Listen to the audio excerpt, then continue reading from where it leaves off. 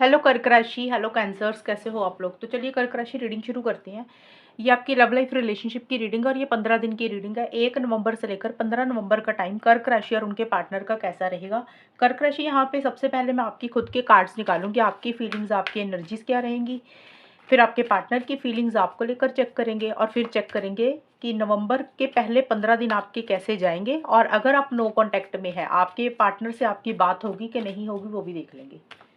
Let's see कर्क राशि, आपकी फीलिंग्स क्या है। 8 ऑफ पेंटिकल्स सबसे पहले आपके लिए आया है। नेक्स्ट आया आपके लिए 3 ऑफ पेंटिकल्स। ओके, कर्क राशि के पार्टनर की फीलिंग्स क्या है कर्क राशि के लिए। आपके पार्टनर के भी निकाल लेते हैं card. 9 of swords and S of pentacles. कर्क राशि की फीलिंग्स क्या है अपने पार्टनर के लिए। और एकल से भी मैं ले लूँ।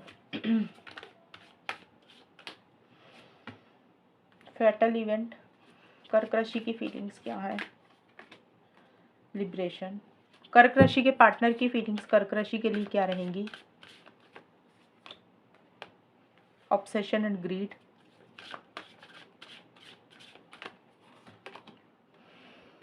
सेक्स।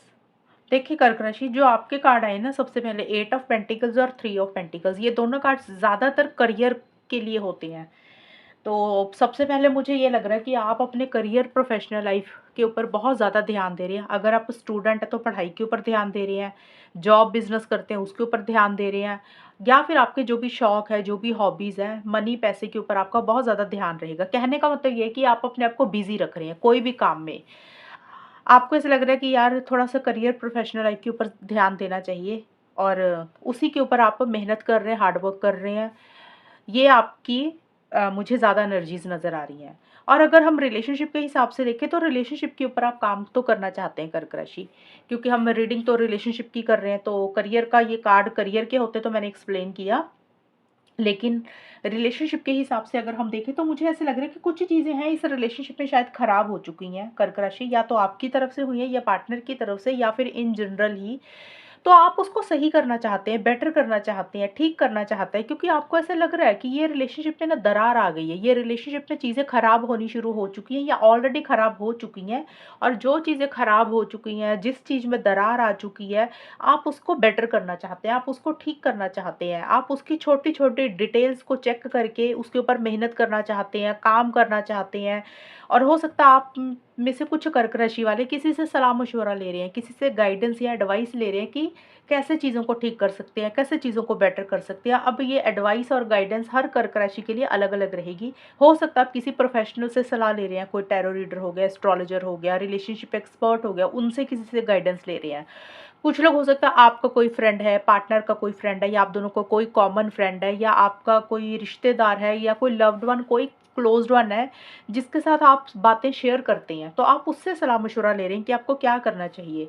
किसी से गाइडेंस आप लेते हुए मुझे नज़र आ रहे हैं, क्योंकि आपको पता है कुछ चीज़ें खराब हो चुकी हैं। एक तो ये चीज़ होगी और दूसरा ये भी है कुछ लोगों के लिए कर्क राशि, 3 ऑफ पेंटिकल्स का कार्ड जो होता है ना, तो ये थर्ड पार्टी को भी बोलता है। तो हो सकता है आपको ऐसा लग रहा है कि इस रिलेशनशिप में कोई तीसरा इंसान है, थर्ड पार्टी है, जिसके कारण कुछ इश्यूज आपके और आपके पार्टनर के बीच में हो रहे हैं। वो थर्ड पार्टी आपको कोई फ्रेंड, पार्टनर को कोई फ्रेंड हो सकता है, और कोई लव ट्रायंगल भी हो सकता है, या आपको कोई फैमिली मेंबर या पार्टनर को कोई फैमिली मेंबर, ये भी एक रीज़न रह सकता है। बट आप प्रैक्टिकल होकर चल रहे हैं और आप कहीं ना कहीं चाहते हैं चीज़ों को बेटर करना, ठीक करना, और आप उसी के लिए दिमाग से चीज़ों को सोचते हुए भी नज़र आ रहे हैं।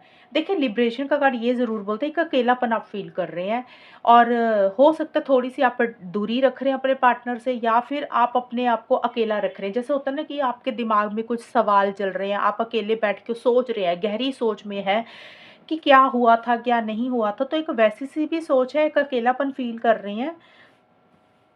बट आपको पता है, दिल में आपको ये पता है कि ये रिलेशनशिप पे थोड़ा सा आपके और आपके पार्टनर में डिस्टेंस आ चुका है, एक गैप आ चुका है, एक दूरी आ चुकी है, ये आपको मालूम है। और अब हम देखते हैं आपके पार्टनर की फीलिंग्स और एनर्जीज के कार्ड। तो देखिए आपके पार्टनर के जो मुझे कार्ड्स नजर आ रहे हैं, ये दोनों कार्ड बोल रहे हैं कि आपके पार्टनर बहुत ही ज़्यादा एक obsessive and possessive see energies feel कर रहे हैं आपको लेकर।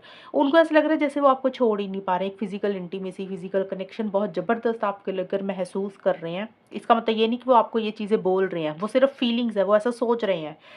और आपके पार्टनर को ऐसा लग रहा है कि जैसे ना उनको आपसे बात करना बहुत अच्छा लगता है, आपसे मिलना बहुत अच्छा लग रहा है और आपके पार्टनर की इस तरीके की एनर्जीज़ हो रही हैं कि उनको ऐसा लग रहा है कि वो जितनी आपसे बात करें उतना ही कम है, जितना आपसे मिले उतना ही कम है।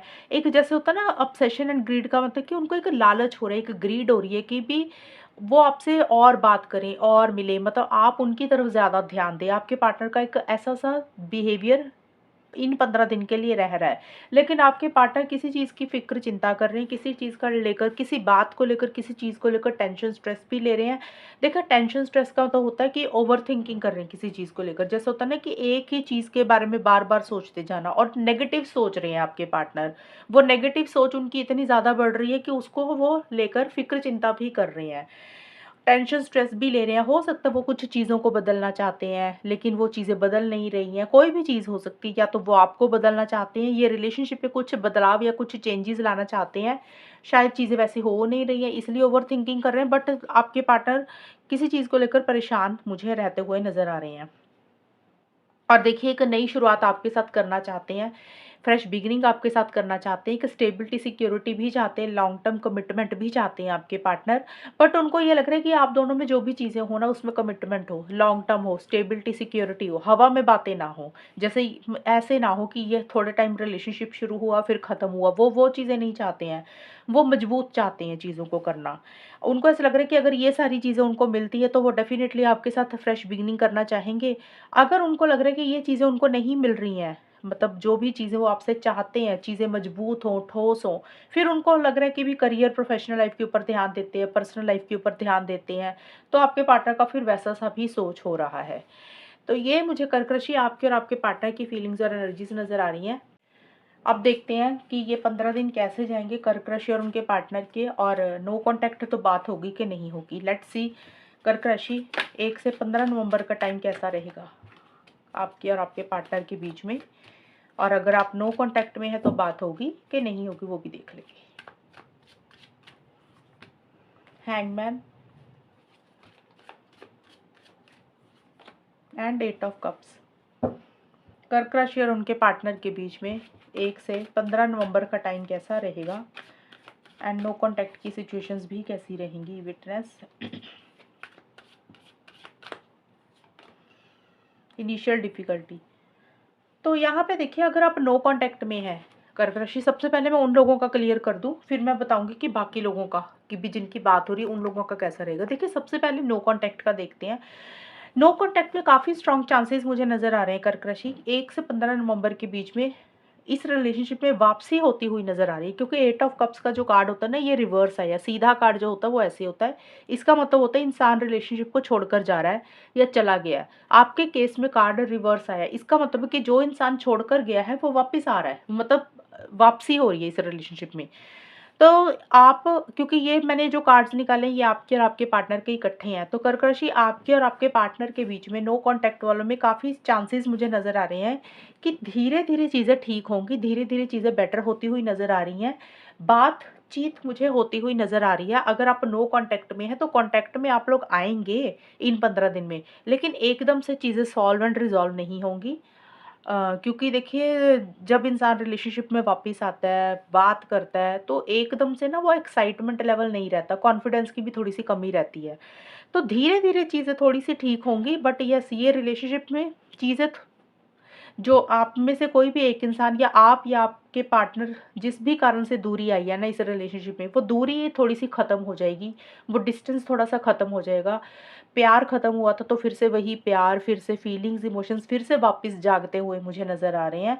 हालाँकि थोड़ा-सा मुश्किल ज़रूर हो रहा है, चीज़ों को ठीक करना, चीज़ों को बेटर करना, क्योंकि जब लंबे टाइम के लिए बात नहीं हो रही होती है, नो कॉन्टैक्ट में इंसान चला जाता है, तो चीज़ों को फिर से ठीक करना, बेटर करना थोड़ा-सा डिफ़िकल्ट हो जाता है। तो वो सिचुएशंस रहेंगी कि थोड़े से चैलेंजेस रहेंगे, थोड़े से इश्यूज़ रह सकते हैं, लेकिन फिर भी चीज़ें ठीक होती हुई दिख रही हैं, और आप लोग एडजस्टमेंट्स एंड कॉम्प्रोमाइज़ेज़ भी कुछ ना कुछ करते हुए नज़र आ रहे हैं कि आप लोगों को लगेगा कि यार चलो रिलेशनशिप के लिए अगर थोड़े बहुत एडजस्टमेंट करने पड़ेंगे, कॉम्प्रोमाइज़ करने पड़ेंगे तो हर्ज़ ही क्या है। मैं बट फिर से बोल रही हूँ कि जो ये टाइम मुझे दिख रहा है ना आप लोगों में बातचीत होती हुई दिख रही है, चीज़ें थोड़ी-थोड़ी ठीक होंगी, एकदम से मैं नहीं बोलूँगी कि बिल्कुल बहुत ज़्यादा अच्छा होगा। ये जो है आपका टाइम, ये 7-8 नवंबर से लेकर 15 नवंबर के बीच-बीच में होगा। पहले 7-8 दिन नहीं होगा, 7 या 8 नवंबर से लेकर 15 नवंबर के बीच में नो कॉन्टैक्ट वालों में सुधार होता हुआ दिख रहा है। ये चीज़ें रहेंगी। अब है जिनकी बात हो रही है ऑलरेडी, वहाँ पे क्या रहेगा? देखिए जिनकी बात हो रही है, वहाँ पे सिचुएशंस ठीक रहेंगी। यहाँ पे बट ये है कि आप लोगों को ऐसा लगेगा कि जो भी आप लोग करना चाहते हैं ना इस रिलेशनशिप के लिए, जो भी आप लोग सोच के बैठे हुए हैं कि आपको ये चीज़ें करनी है, उसके लिए थोड़ी-सी चीज़ें आप लोगों को लगेगा कि स्टक हो रही हैं। आप लोगों को ये लगेगा कर्क राशि, आपको और आपके पार्टनर को, कि भी शायद हाथ-पैर बँधे हुए हैं, हम जो भी करना चाहते हैं खुल के नहीं कर पा रहे हैं, सिचुएशंस ऐसी हैं, सर्कमस्टेंसेस ऐसे हैं या फिर हालात ऐसे हैं कि चाह के भी उस तरीके से इनिशिएटिव एक्शंस नहीं ले रहे हैं जैसे आप लोग लेना चाहती हैं। हो सकता है आप लोग सोच ज़्यादा रहे हैं, कोई रिस्क या चांस नहीं लेना चाहते कुछ भी करने से पहले। ये उन लोगों का बता रही हूँ जिनकी बात होगी, और उन लोगों के बीच में 15 दिन कैसे रहेंगी, क्योंकि हैंगमैन का कार्ड ये बोलता है कि कुछ सिचुएशंस, कुछ सर्कमस्टांसेस, कुछ बातें, कुछ चीज़ों को लेकर आप दोनों या आप दोनों में से एक इंसान इनिशिएटिव एक्शंस भी लेना चाहता है। लेकिन आप लोगों को ऐसा लग रहा है कि शायद ना हाथ-पैर बंधे हुए हैं, चाह के भी ढंग से कुछ कर नहीं पा रहे हैं। थिंकिंग मोड में आप लोग ज़्यादा रहेंगे, थोड़ा-सा स्टक और थोड़ा-सा अटका हुआ अपने आप को महसूस करेंगे, और किसी चीज़ की जल्दबाज़ी नहीं करेंगे, जो भी आप लोगों को करना है। थोड़ी-सी डिफ़िकल्टी रहेंगी, चैलेंजेस रहेंगे, लेकिन स्टिल उसके बावजूद भी चीज़ें बेटर ही रहेंगी। जिन लोगों की बात हो रही है, प्यार, मोहब्बत, फीलिंग्स, इमोशंस जो भी है दिल में वो बने रहेंगे, लेकिन कुछ बातों को लेकर, कुछ चीज़ों को लेकर ऐसा लग रहा है कि अभी स्पीड इस रिलेशनशिप में नहीं आएगी, थोड़ी-सी चीज़ें स्टक रह सकती हैं, और थोड़ी-सी डिफ़िकल्टीज़ आप लोगों को फ़ेस करनी पड़ सकती हैं। जैसे डिफ़िकल्टीज़ का मतलब होता है कि जैसे फैमिलीज़ के कारण, लोगों के कारण, या फिर पार्टनर के कारण, या आपके पार्टनर को आपके कारण कुछ दिक्कत, परेशानी का थोड़ा-सा सामना करना पड़ रहा है, लेकिन फिर भी आप लोग हिम्मत के साथ चीज़ों को डील भी करते हुए मुझे नज़र आ रहे हैं। तो जिनकी बात हो रही है वहाँ पे ओवरऑल ठीक दिख रही है सिचुएशंस, जिनकी बात नहीं हो रही है, नो कॉन्टैक्ट है, तो वहाँ पे एक कोशिश रहेगी चीज़ों को ठीक करने की, चीज़ों को बेटर करने की, और वो टाइम पीरियड 7-8 नवंबर से लेकर 15 नवंबर के बीच में ज़्यादा फ़ेवरेबल रहेगा। तो ये है कर्क राशि रीडिंग आप लोगों की, और अगर ये रीडिंग मैच हुई बताना मुझे। चैनल को सब्सक्राइब करना। तब तक के लिए bye, take care, all the best, God bless you.